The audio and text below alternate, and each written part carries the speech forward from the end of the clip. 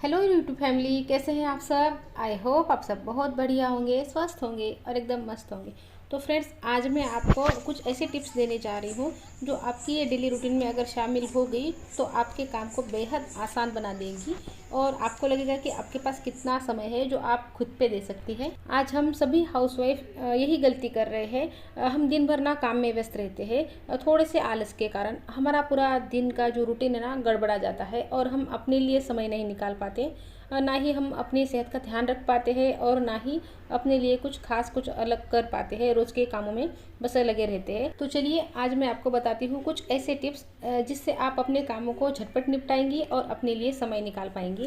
तो सबसे पहली टिप, कभी भी रात को किचन गंदा मत छोड़िए। सुबह आप जब भी उठे ना तो आपको आपका किचन एकदम साफ सुथरा मिलना चाहिए और अगले दिन आपको नाश्ते में खाने में क्या बनाना है तो इसको रात को ही डिसाइड कर लीजिए। थोड़ी बहुत तैयारी हो सकती है तो वो भी कर लीजिए। इससे आपको दूसरे दिन सुबह उठने पर क्या बनाना है ये सोचना नहीं पड़ेगा, क्योंकि आपने रात में डिसाइड कर लिया था। आपके दिमाग में क्लियर है कि आपको क्या बनाना है। दूसरी एक बात अगर आप मेरी मान लेती है तो उससे आपके दिन की शुरुआत अच्छी होगी और आप अपने आप को एनर्जी से भरपूर पाएंगी और आपका मन शांत रहेगा। मन जितना शांत रहेगा उतना ही बेहतर तरीके से हम काम कर पाएंगे और अपने लिए समय निकाल पाएंगे। सुबह जल्दी उठने में बिल्कुल आलस मत करिए। जितने बजे आप अभी उठते हो उससे सिर्फ 1 घंटा पहले आपको उठना है। ये जल्दी उठा हुआ 1 घंटा आपके दिन को मतलब पूरे दिन को सेट कर देगा। और जल्दी कैसे उठे इसके ऊपर मैंने पहले भी वीडियो बनाई है, उसमें जल्दी उठने के लिए कुछ ट्रिक्स बताई है, टिप्स दिए हैं, तरीके बताए हैं। तो ये जो है ना उसका अगला पार्ट ही है कि जल्दी उठने के बाद आपका जो रूटीन है ना वो कैसा होना चाहिए। तो अब आप सुबह जल्दी उठ गए हो तो उठने के बाद थोड़ा सा बाहर निकल जाइए, थोड़ा सा खुली हवा में जाइए, थोड़ी देर गैलरी में चले जाइए या फिर अगर गार्डन है तो गार्डन में चले जाइए या थोड़ा सा बाहर वॉक कर लीजिए 10 मिनट सिर्फ। और उसके बाद 10 मिनट ही सही एक्सरसाइज ज़रूर कर लीजिए और अपने आप को जो है ना दिन भर के लिए ऊर्जा से जो है ना भर लीजिए। ये मत समझिए कि हमको तो दिन भर काम रहते हैं तो एक्सरसाइज की क्या ज़रूरत है।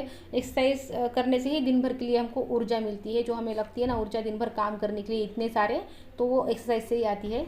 तो अब आप जल्दी उठ गए हो, उसके बाद आप एक्सरसाइज वगैरह कर लिए अपनी और उसके बाद आप आ गए हो किचन में और आपको अब किचन जो है ना साफ़ सुथरी मिली है।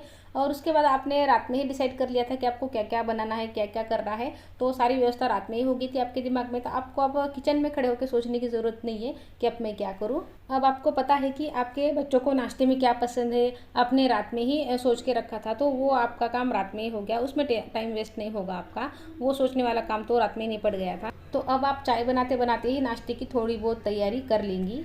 तो अब आपकी नाश्ते की तैयारी जो है ना लगभग हो गई है और आप बच्चों को उठाने के लिए गए हो। और अब बच्चे हमेशा की तरह कहते हैं कि मम्मी 10 मिनट और सोने दो। तो अब आप उन पर चिढ़ेगी नहीं कि देर हो रही है, ये रह गया है, वो रह गया है। आप उन्हें प्यार से 10 मिनट और सोने देंगी, क्योंकि अब आप जल्दी उठे थे तो आपके बहुत सारे काम भी हो गए हैं और नाश्ते की भी तैयारी हो गई है। तो आप अब हड़बड़ा नहीं रहे हो, सब कुछ आराम से चल रहा है, अब सब स्मूथली चल रहा है। बच्चे भी जो है ना खुशी खुशी उठ रहे हैं, तो घर का माहौल भी जो है ना बहुत अच्छा रहने वाला है।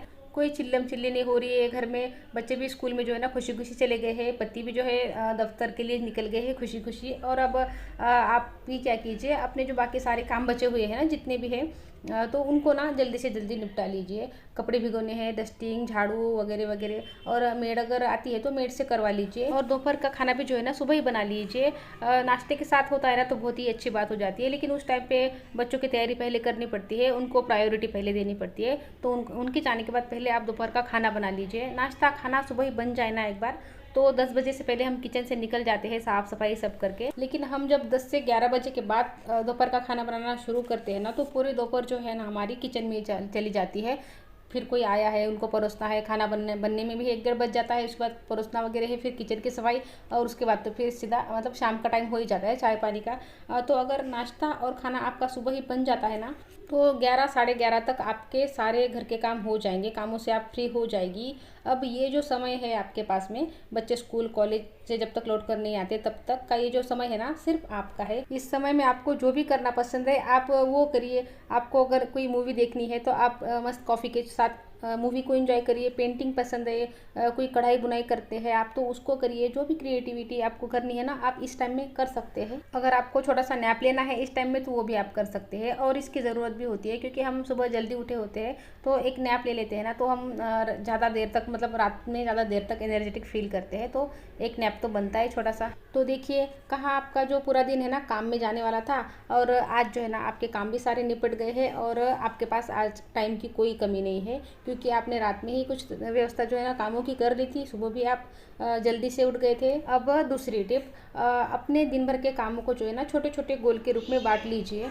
जैसे आपका कितनी देर में कपड़े धोने का काम हो जाना चाहिए, कितनी देर में आपका नाश्ता खाना बन जाना चाहिए, झाड़ू पोछे का क्या समय रहेगा। देखिए जब सब लोग टाइम के हिसाब से चलते हैं तो हम हाउस वाइफ क्यों नहीं, जैसे बच्चों की स्कूल ऑफिस के काम सब कुछ एक निर्धारित समय में ही होते हैं, हमें अपने कामों को भी निर्धारित समय में ही पूरा करना चाहिए। लेकिन हमारे साथ दिक्कत क्या है पता है कि हमको लगता है कि हमको कहाँ जाना है, पूरा दिन है हमारे पास में, हम कभी भी कोई भी काम करेंगे ना तो चलेगा। इसी सोच की वजह से जो है ना हमारा पूरा दिन बस काम में चला जाता है, बस काम काम काम करते रहते हैं पूरा दिन हम, और हमारे अदर चीज़ों के लिए ना जो हमें करनी होती है जैसे पार्लर जाना है, खुद का ध्यान रखना है, इन चीज़ों के लिए ना हमारे पास वक्त नहीं रहता। तो हमको भी अपने कामों का निर्धारण करना होगा और उसी रूटीन के हिसाब से अपने आप में लेजीनेस मत लाइए, दिमाग को ना ज़्यादा सोचने का टाइम मत दीजिए, बस करना है ना मतलब करना ही है, इसमें कोई भी अगर मगर नहीं होनी चाहिए। एक सबसे बुरी चीज़ मैं कहूँ कि हमारे समय को बहुत ख़राब कर रही है, बहुत सारा हमारा टाइम जो है ना कंज्यूम कर रही है, वो है मोबाइल।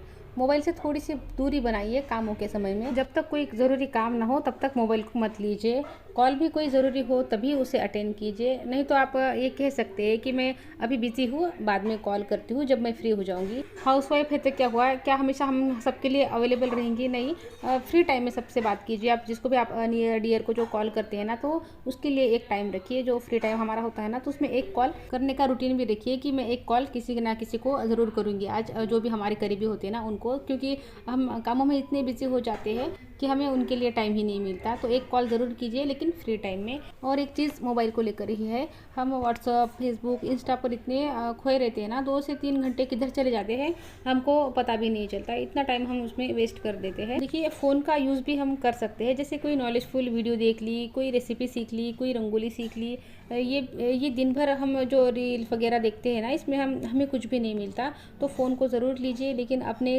काम ख़त्म होने के बाद, और उसमें भी यूज़फुल कंटेंट देखिए जो आपके लाइफ को बेहतर बना सकते हैं, जो आपको कुछ सिखा सकते हैं। और सबसे मेन बात, अपनी हेल्थ का ध्यान रखिए, बैलेंस डाइट लीजिए, रात में हल्दी वाला दूध पीजिए। इसे ऐसे समझिए कि घर के रूटीन के साथ साथ अपना एक हेल्थ रूटीन भी फॉलो कीजिए, क्योंकि 30-35 की अगर आपकी एज हो चुकी है तो बोन डेंसिटी कम हो जाती है।